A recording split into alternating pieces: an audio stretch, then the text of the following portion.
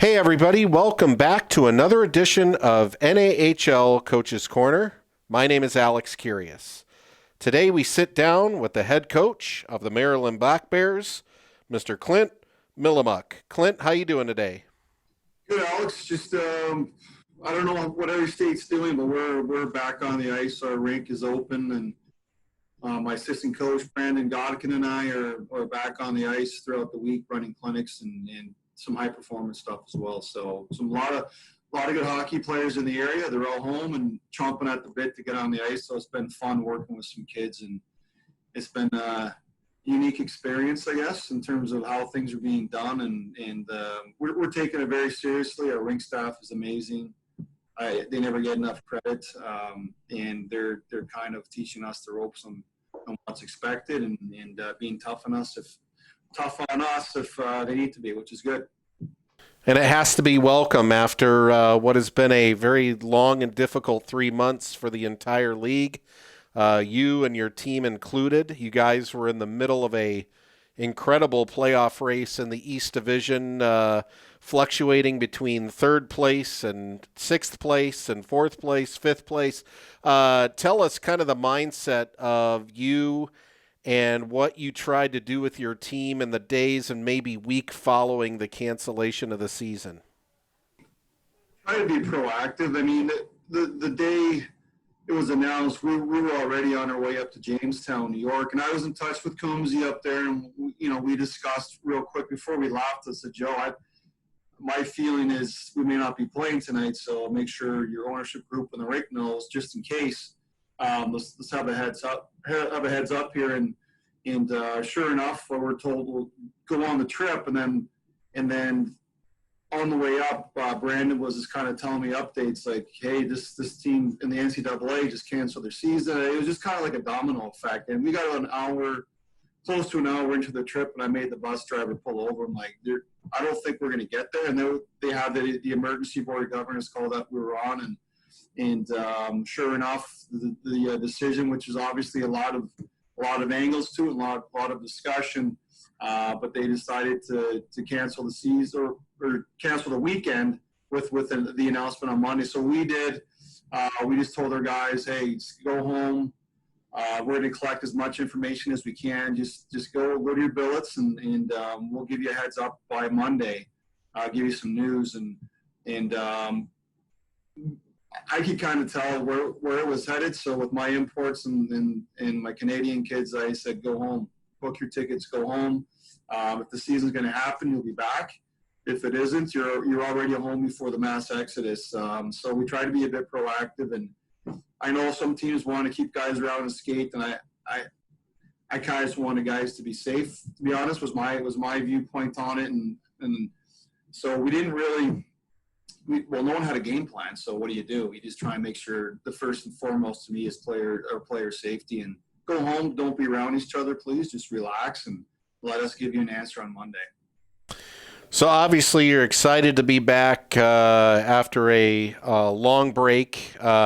Teams have had a little bit more time to plan for the next season in 2021, and even that right now we're still kind of waiting to see what's going to happen. But your rink is open, you're skating, and I see some new jerseys behind you. We've had a couple of teams announce new jerseys, new looks, and you have to be happy with what K1 has produced behind you. Those are sharp looking. Our logo, I think, has so much to work with. We love our logo. The original logo is still going to be part of our jerseys. It's on the shoulder patch. I think we have a great logo. We also have an amazing flag. The state of Maryland, they love their flag here, and you can see that with the university here and the fans, they love it. So incorporating the flag a bit more. Last year we had shoulder patches with the flag, and this year we decided to incorporate it a bit more into the striping and the results so far. I mean, we got fans that are already calling, and they want replicas. They want their own jersey.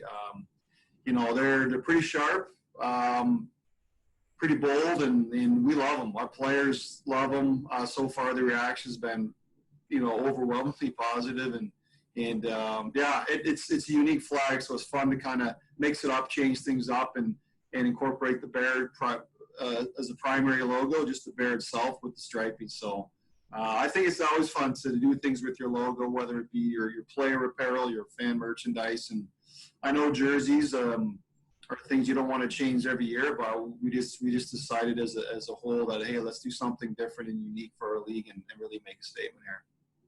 You had a really talented team last year, obviously one that was contending for a playoff spot in the East. The other byproduct of that was a lot of your players were able to get NCAA commitments last year, and some really notable Division I ones. And I'm wondering the sense of pride you feel in those Division I commitments, those NCAA commitments, and what you're doing behind the scenes to make sure that every player that is going to be leaving your team hopefully has an opportunity at that next NCAA level. Right. And every player that I always tell, our scouts and kids I talk to, if you play in our league, not just Maryland, you play in our league, you're going to play college hockey if you want. Certainly there are kids that sometimes they're done working out and practicing, and then they have their junior A experience. But for us, we feel if you play with the Maryland Black Bears, you're going to play college. And yeah, the success in year 2 is huge. It is a byproduct of our league, to be honest. Our league is so strong. We have so many commitments. Our division is where we're based. It's so advantageous, I think. And when we recruit kids, we tell them, hey, you can go on weekend visits all the time. In fact, what we try and do as well, Alex, is when we go on the road to Maine or to Northeast, we'll leave a day early, and a lot of times we have a pregame skate on that Friday game, but some of our kids are at schools visiting, so schools pick them up, take them for a visit. We try and get that process started. I don't think we're like any other teams. We hustle hard for our players. We do a lot of individual clips. Brandon Godkin does a lot of that work for our players, whether they appreciate it enough or not. When we send a product out, it's just the kids shit. Every shift you have that weekend with some highlights, a PDF file with all their academic and personal information, contact information. So when we send a player out, we want the school to get to know the kid a bit as well. So it's not just, hey, this guy's good. We give them a million reasons to like the kid. And then as we all know, in the summertime as well, the off season, we're still calling schools. I'm calling schools right now for kids coming back next year. And we got kids that aren't committed yet. They haven't made their decision. We feel they're Division I players. So we're still hustling for those guys that are 20 and done and have their season shortened. So it's a 365, 24/7 gig. And I think that's the important thing is, championships are amazing and awesome. We all want to get to the finals, but we want to do it with kids that are going to get commitments. And I think that's what this league does a great job of. So knowing who you've lost to the NCAA and knowing as you build towards the 2021 season, what were the needs that you felt needed addressed both in the supplemental draft, which happened on May 12th, and now the up-and-coming entry draft, which is going to be taking place on July 21st? Well, we got a bit older in the supplemental draft. Last year, we were the youngest team in the league on average per age and by far. So we were young last year, and we only had 3 returning players from the previous year. So a lot of those kids looks like potentially coming back. So we're going to be a bit older. So we still only had like 2 20-year-olds coming back from the previous season. So what we decided to do was add 3 more 20-year-olds and get some skill on the back end up front to get some grit as well up front. We felt we need to maybe add a 20-year-old that's been through some junior A battles.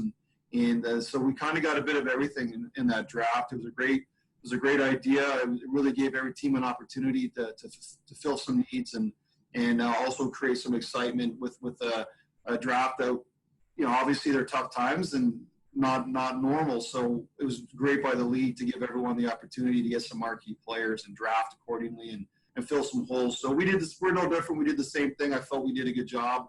And there's so many good players out there. We just picked 3 that we either knew and identified and fulfilled the need. So, yeah. Finally, you've been doing this a long time as a coach in Canada and now for the last couple of years in the United States in the North American Hockey League. And I'm wondering, as you look back on your coaching career as it relates to the NAHL, what are maybe the one or two things that you really like about coaching in the league, maybe specific to the league or versus other places that you've been? Well, the biggest thing for me is just the amount of commitments the league churns out. Every year it seems to be growing more and more. I mean, you're the guy who gives us the numbers, and it seems like every year I've been here that we pass the numbers way before the deadline. A month and a half or 2 months out, we're past where we were last year. So I think that's the biggest thing. I always said I want to work closer to schools. I have relationships. I want to have relationships where now they're at a rink a little bit more. And so I've enjoyed the ability to network for my players as well. And also, the league does a really good job. I mean, our showcase is nuts. I mean, the amount of schools and NHL teams that come and watch our kids is amazing. I get those comments all the time. I can't say one or two, Alex. I mean, even the draft, you go to the NHL draft, and I got all these friends in Canada that, see all these NA coaches and like, wow, you guys are all over the place. I'm like, well, we have to be here. It's part of a league mandate, and we all agreed that we're going to be here and get a hotel and commit to this stuff. And they're like, really? Interesting, because a lot of those teams don't do that for their coaches. And I think the league looks out for the product. I think they do a great job marketing the players, promoting the coaches.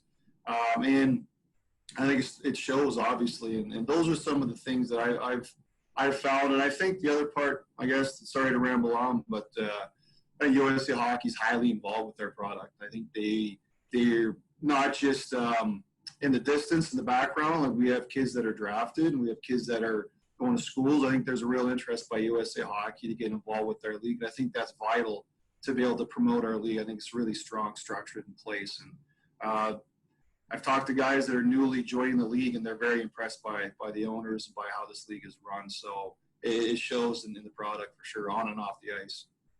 Well, Clint, congratulations to you on a great season last year, both on the ice. The NCAA commitments were wonderful, and I'd be remiss if I didn't mention the community support that the organization has built up there. Some tremendous fan support in the Bear Den, and I know that you guys feed off that and love the community there. So hopefully that continues to grow stronger here as you build your tradition in the North American Hockey League, and we wish you the best of success with your camps and hope to see you for the start of the 2021 season in September. Hey, thanks, Alex. I appreciate it. And yes, we love our fans, and I'll be remiss to mention our billets too. They make this place a first-class operation, and our player experience is unbelievable here. So we love Maryland, and it's a great spot to be. So thanks for your time. Awesome. Thank you for joining us today. That's the head coach of the Maryland Black Bears, Clint Mylymok, here on another edition of NAHL Coaches Corner.